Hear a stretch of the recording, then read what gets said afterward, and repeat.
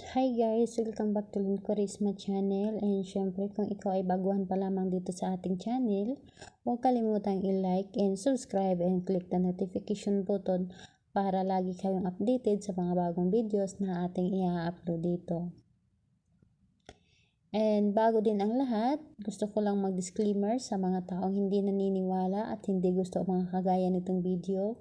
Please skip this video and maghanap kayo ng videos na gustong-gusto nyo, dahil ang video na ito ay para lamang sa mga taong naniniwala and gusto mag-try. Ngayon ay isa na namang spell na aking ituturo sa inyo kung paano na lagi tayong hanap-hanapin at maging patay na patay yung nararamdaman ng ating karelasyon sa atin. Ito ay napakasimple lamang, ngunit napaka-epektibo dahil ito ay subok na subok ko na at lagi ko itong ginagawa para sa aking sarili at sa aking karelasyon. Kayo, kung gusto nyo rin malaman o gusto nyo rin maging hanap-hanapin kayo palagi ng inyong karelasyon at maging patay na patay ito sa inyo, ay gawin nyo na ito, and huwag ninyong hayaan na ang inyong karelasyon na maghanap ng iba at doon nila makikita doon sila maging patay na patay. Syempre, huwag natin hayaan yon, and gawin natin o gawa natin ng paraan para sa atin lang sila maging patay na patay at hanap-hanapin. Dahil gusto naman natin na ang ating mga minamahal ay gusto nating lagi tayong hahanap-hanapin. Syempre, kikiligin tayo kapag ganon.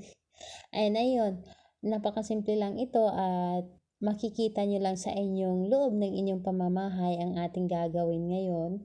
And syempre, pwede rin ito sa mga babae to babae, lalaki to lalaki, dahil alam ko na merong mga ganon na nagmamahala na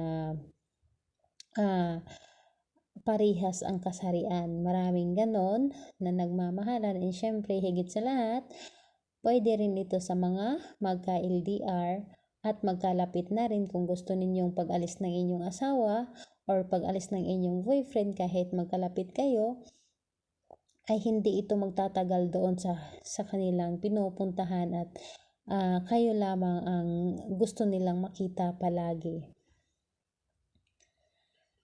Ngayon, ituturo ko sa inyo kung ano ang materialis na ating kakailanganin. Kailangan lang natin ng plastic bottle ng tubig, or kahit anong plastic, mapa-juice or kahit anong plastic, soft drinks, walang problema. Pwede rin na gumamit kayo ng babasaging bottle, walang problema. Mapa-plastic or babasagin ay okay siya, basta ito ay may takip, and kailangan din natin ng papel na medyo malaking papel. Syempre, hindi mawawala ang ating panulat, and sa panulat ay kulay pula ang ating gagamitin dito. Ngayon, paano nga ba natin ito gagawin?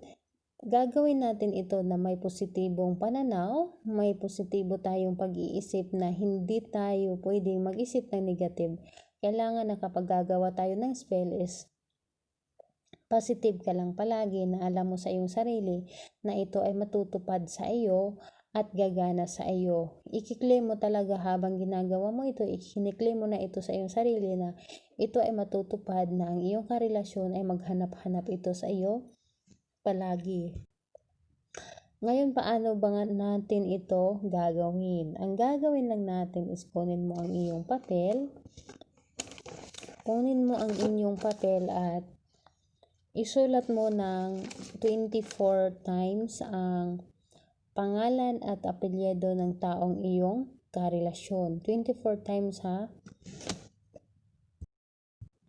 Kailangan is 24 times talaga na paulit-ulit mong isusulat dito sa ating papel. Ikaw na ang bahalang magkasya kung ikaw na ang bahalang magkasya sa pangalan na aabot siya ng 24 times hanggang mula dito hanggang sa baba. Initansya mo na lamang. Kailangan lang talaga is totoong pangalan, hindi pwedeng palayaw, hindi pwedeng tawagan ninyo. Kailangan is pangalan at apelyido ng iyong target. Ngayon, Kapag nasulat mo na ang pangalan niya at apelyido, ang gagawin mo lamang ay itupi mo lang ito ng 7 beses. Kailangan 7 beses lang talaga natin ito itupi ang papel. Kahit anong shape ay wala namang problema kung paano nyo ito itutupi. Ngayon, kailangan talaga sa 7 beses, ikaw nang bahala mag-count. Ito ay tutupiin ko na 1, 2, 3, 4, 5, 6,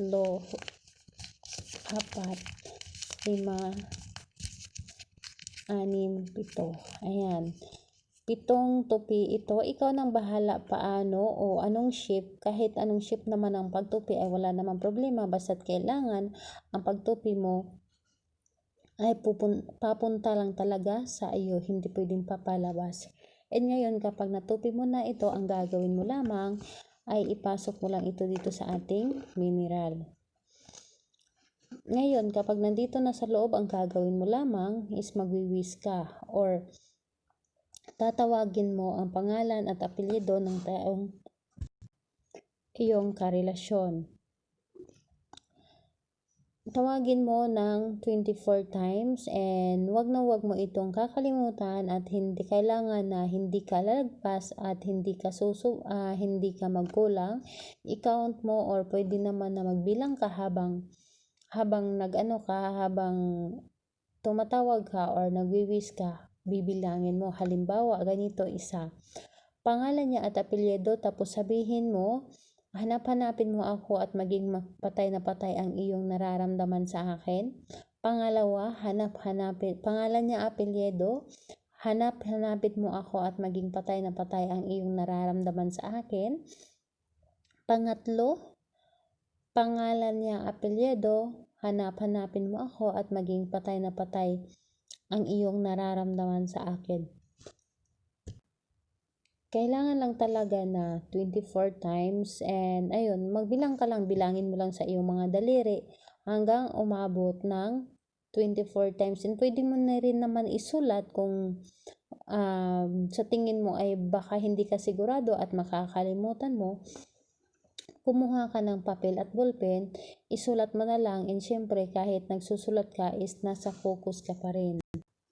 Kailangan lang talaga is nakafocus ka kahit nagka-count or sinasambit mo ang kanyang pangalan at humihiling ka. Kailangan is nasa focus ka lang. Ngayon, kapag nagawa mo na ito or natapos ka ng humiling, ang gagawin mo lamang ay takpan mo na lamang itong ating bottle. Ayan, takpan mo lang. And ngayon, kapag natakpan mo na, ang gagawin mo lamang, saan natin ito ilalagay?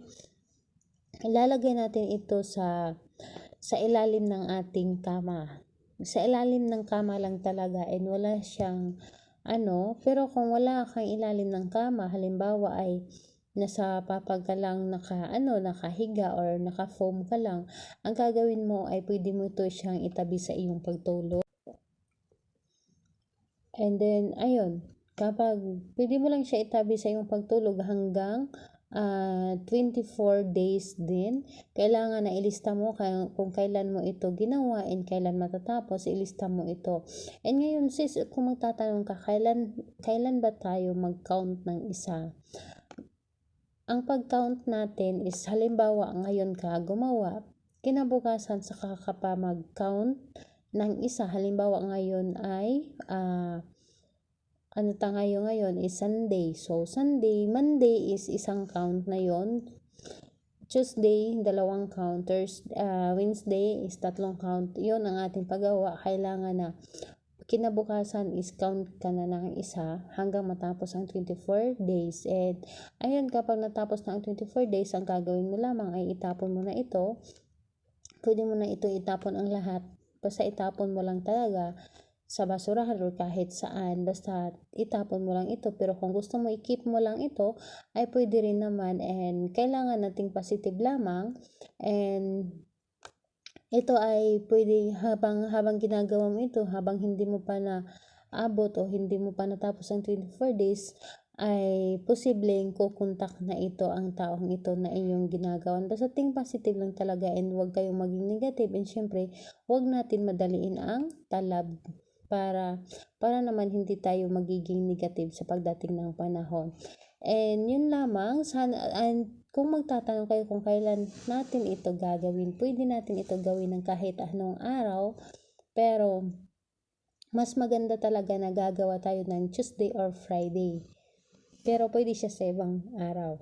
And ayun, kahit anong oras naman ay walang problema. Basta think positive lang, and yun lamang po, sana ay magustuhan ninyo ang video ito and makatulong sa inyo. And bye bye everyone. God bless us all.